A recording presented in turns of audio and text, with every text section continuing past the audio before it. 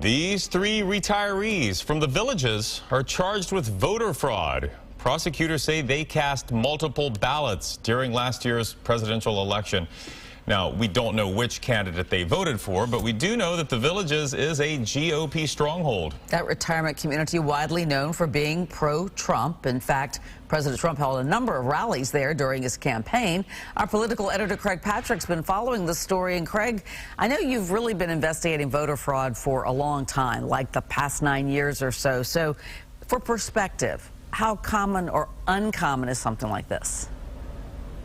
Well, statistically, it is very, very, very uncommon, but we have found cases, more than just these three, that in this particular circumstance are drawing headlines. And this is something that is and was on the governor's agenda before these cases came to light. These three voters in the Villages retirement community in Sumter County were arrested and accused of voting in 2020 in Florida and then voting again in a different state. Joan Halstead, Jay Setzik, and John Ryder were all registered Republicans at the time. The Ryder since changed his registration to nonpartisan, according to records. We don't know who they voted for, but we do know their arrests highlight an issue that will come up in the legislature next year. The governor is pressing for a new dedicated police force to find, arrest, and stop the same kind of fraud these voters are accused of committing in the Villages. We'll have sworn law enforcement officers as part of this. We'll have investigators. We'll have the statewide prosecutor that's able to bring the cases. The governor is proposing a 52-member police force dedicated to investigating voter fraud costing $5.7 million. The first person that gets caught, no one's going to want to do it again after that because they know that there's going to be enforcement. In addition to that, look up Florida Secretary of State online.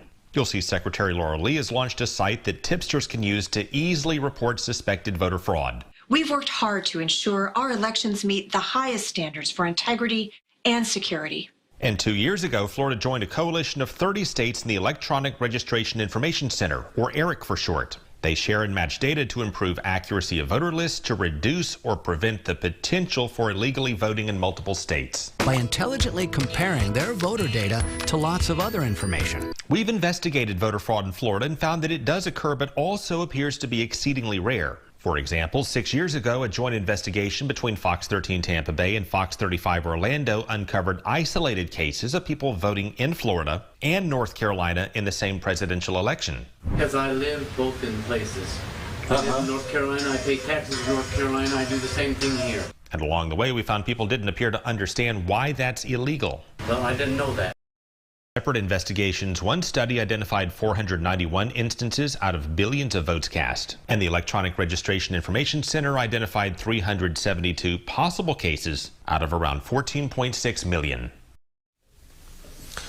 Those are possible cases, not confirmed. Now, if every one of those possible cases in the ERIC analysis were in fact cases of voter fraud or multiple voting, that would still only account for 0.0025%, well less than 1%, which speaks to how statistically rare this appears to be. But at the same time, we certainly have a history of very, very close elections, going back to 2000 in particular, and the recounts of 2018, which certainly brings the issue into play. Yeah, 0.25% makes you wonder if you need a 52-member police force for this, which sounds kind of expensive.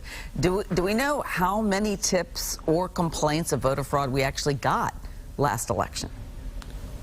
The state, in rather. 2020, the state, yes, the state received 262 complaints of suspected or possible illegal voting. The state election managers reviewed those 262, determined that of those, 75, they saw whatever was there that merited further review by law enforcement or prosecutors was passed along.